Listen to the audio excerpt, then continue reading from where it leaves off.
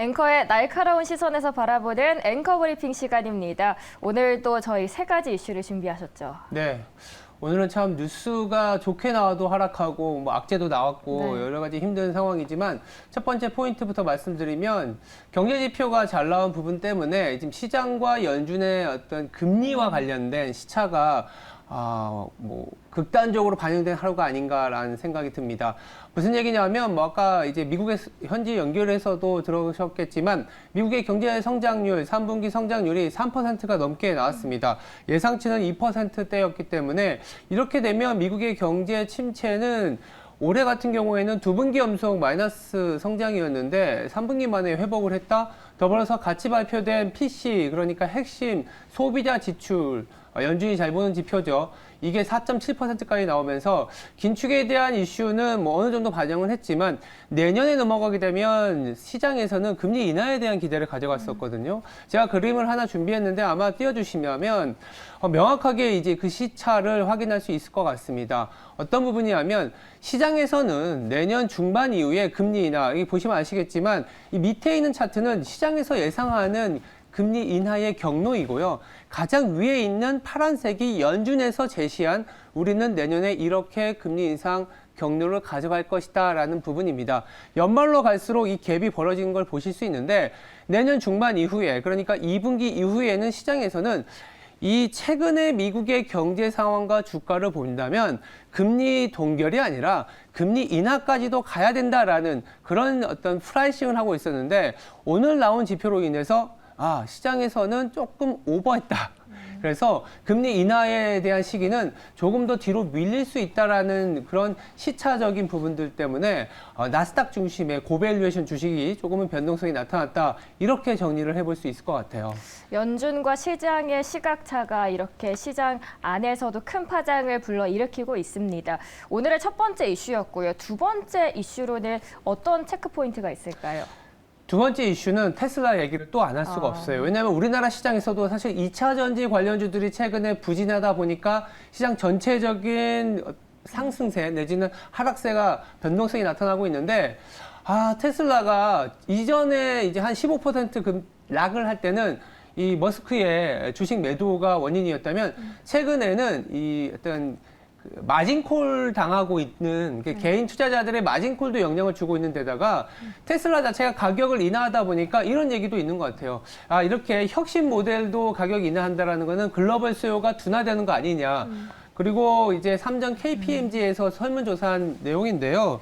전기차 시장 점유율이 향후 5년간 작년에는 70% 예상을 했었는데 그러니까 지금 서베이 결과는 40%로 줄어든다고 나와 있어요. 그만큼 침투율이 떨어진다라는 거는 전기차의 밸류에이션이 이렇게까지 높을 수 있겠냐라는 그런 우려를 자극을 했다라고 보시면 될 것 같고, 성장주 그리고 고밸류의 특징이 뭐냐면 밸류에이션이 높더라도 높은 성장률 그리고 기존 시장에서 빠르게 침투한다 간다는 그런 시각이었는데 이 부분들이 꺾이다 보니까 앞서 말씀드렸던 긴축에 대한 우려와 함께 이렇게 뭐라 그럴까요?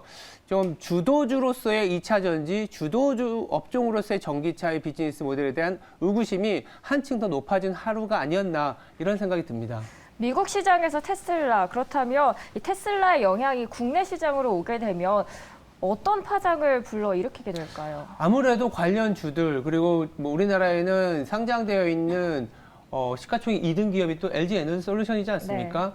네. 밸류에이션이 상당히 비쌉니다. 사실은 굉장히 비싼 상황인데도 그동안 버텼던 거는 이런 침투율이 높아질 수 있고 당연하게도 성장이 더 높을 수 있다라는 그 기대 때문에 버티고 있었는데 이 부분들이 조금은 내려갈 수밖에 없는 거죠. 그동안에 우리가 밸류에이션이라고 보면 이 분모에는 R-G라 그래서 할인율과 성장률이 있거든요. 네. 그동안에는 R 같은 경우에는 시장 전체적으로 동일하게 반영했던 부분이었는데 2차 전지는 이 G, 그러니까 다른 업종들보다는 그로스가 높기 때문에 이 정도 밸류에이션은 받을 수 있어. 이렇게 되다가 이제는 이 G마저도 다른 기업들하고 크게 차이가 없는데 아니면 그 성장률이 생각보다 높지 않네라면서 그 밸류에이션이 크게 훼손되는 구간으로 가기 때문에 우리 시장에서도 2차 전지와 관련된 특히 밸류에이션이 높은 업종이나 종목들은 변동성에 크게 노출될 수밖에 없다. 이렇게 보시면 될 것 같아요. 네, 이렇게 버틸 줄 알았던 테슬라마저도 가격 인하 소식을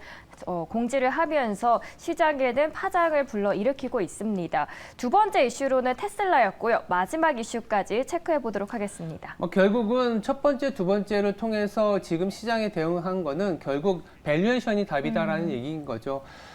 밸류에이션이라는 건 사실은 그 기업이 가치에 대비해서 얼마나 프라이싱이 되어 있느냐 이런 부분인데 뭐 인기와 소외와의 관계도 마찬가지예요. 지금 시장에서 인기가 있다라는 건 그만큼 실적 대비 강한 가격을 반영을 하고 있기 때문에 조금만 어떤 수요 부진에 대한 얘기가 나오면 크게 흔들릴 수밖에 없는 상황이고요. 소외되어 있다라는 거는 그런 뉴스 악재가 나와도 조금 잘 버틸 수 있다라는 그런 버팀목이 될 수 있을 텐데 뭐 어제 미국 시장만 보더라도 나스닥이 2% 이상 하락하는 동안에 뭐 다우 지수 같은 경우에는 1% 물론 하락은 하락했지만 상대적으로 잘 버텼다라고 보실 수 있고 미국에 상장되어 있는 이제 대한민국 ETF죠. EWY 같은 경우에도 마이너스 0.68% 하락이 그치지 않았습니다. 그만큼 상대적으로 밸류에이션이 낮기 때문이다라는 얘기를 드릴 수밖에 없는데요.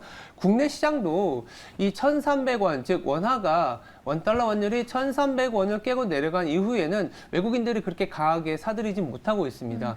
당연히 우리나라의 내수라든지 성장률이 높지 않다라는 시각 때문에 원화의 강세가 더 강하지는 못할 거다라는 생각이 들어서 외국인들이 들어오지 않는 걸로 보이는데 이 말은 뭐냐면 대형주 위주로 시장이 더 쭉쭉 뻗어나가는 게 조금 쉽지 않을 거다라는 얘기를 드리는 거라서 그렇다면 그 안에서 우리가 시장을 떠나지 않고 왜냐하면 시장 자체는 그렇게 비싸다라는 판단이 안 들거든요. 시장을 떠나지 않고 대응을 하려면 뭐가 답이어야 되느냐? 철저히 가격이 비싸지 않아야 된다. 가격을 놓고 비싸지 않은 업종과 그 안에서 또 찾아봐야 되는 그런 노력이 필요한 시각이다라고 말씀드릴 수 있을 것 같습니다. 결국 마지막에 키는 밸류에이션이다로 네. 정리를 해보도록 하겠습니다. 오늘 이제 세 가지 포인트로 정리를 해봤고요. 지금까지 앵커 브리핑 시간이었습니다.